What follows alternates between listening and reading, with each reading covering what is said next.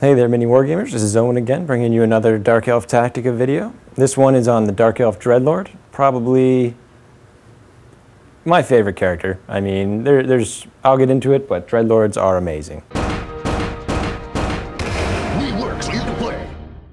Alright, here are my favorite characters. Dark Elf Dreadlords. Now, yes, this one's not actually a Dark Elf. It's technically an Incubi, but I mean, it's a Dark Elf from the future. I do have actual Dreadlord models, but I personally don't like them very much. They don't look all that appealing to me. This one's a beefed up Dark Elf.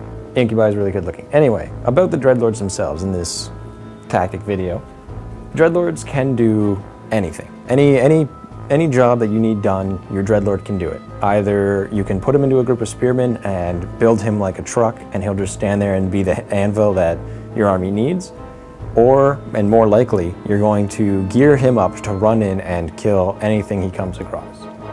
Personally, my favorite choices are the Pendant of Caliph, which is amazing. It's a reverse ward save, so it makes him nearly unstoppable against anything that's powerful. Or, of course, the Crimson Death and the Hydra Blade.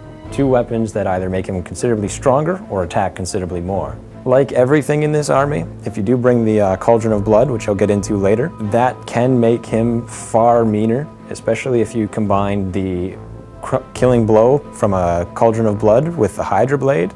He can run in there and just devastate a unit.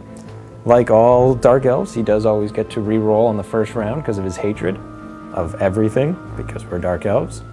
And as I said, with the Dark Elf Dreadlords, they can do any job they need to do. So if you did want him to stand back, and I'm not sure why you would, but I mean, hey, it could work.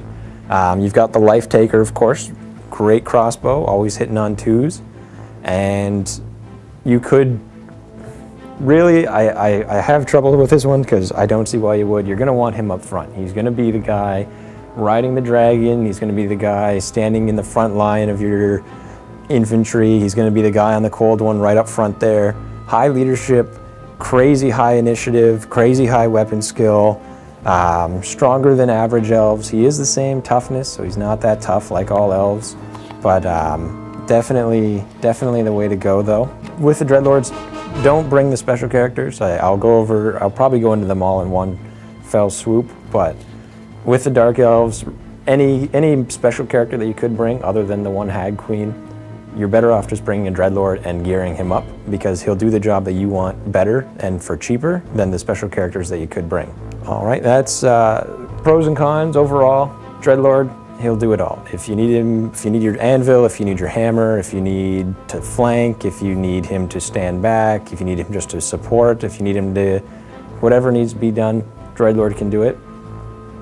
One thing I neglected to mention, they do have their mounts. You've got your Dread Steed, you've got your Cold One, you've got your Pegasus, you've got your Manticore, and of course you have the Black Dragon, which I'm gonna make a video for itself. Not a lot to talk about it in there, but you'll see. Dreadlords of course can do that, but they get really expensive at that point when you start putting them on mounts. They are rather expensive characters even before the mounts. As a few of the negatives there, they're not very tough. They won't be able to stay into combat if they really start getting hits, but your magic gear usually compensates for that.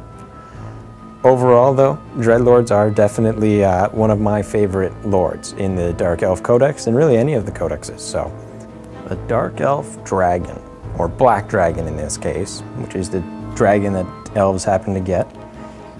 Awesome looking model, awesome creature, crazy expensive.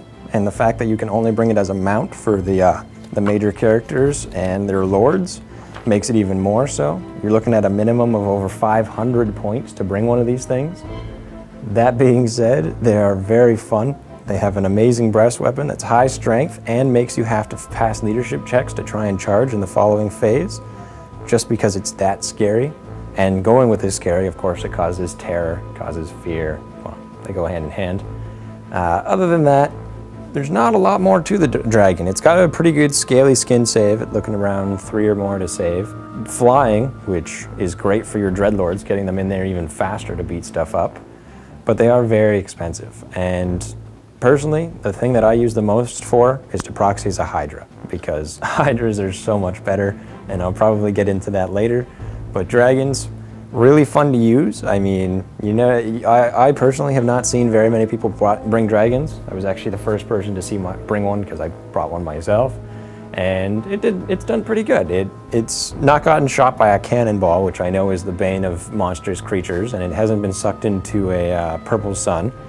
But a lot of points in one spot, so some unlucky dice rolling could definitely kill you really quick or devastate your army. They're very fun. They're fun to have. It's always fun to have your character riding a dragon, flying around, smashing units. And Dreadlords will do exactly that. Or if you really felt like throwing people off, bring your Sorceress, your Supreme Sorceress, level 4 with dark magic. Fly in there and just devastate units of models. If they come after you, the dragon will eat them. But really, what I use it for, it's a funny looking Hydra, because Hydras are cheap, effective. I'll get into it later, but that's what I think of the Black Dragon. Leave your comments below if you have other opinions about these things, but that's what I think. Happy wargaming.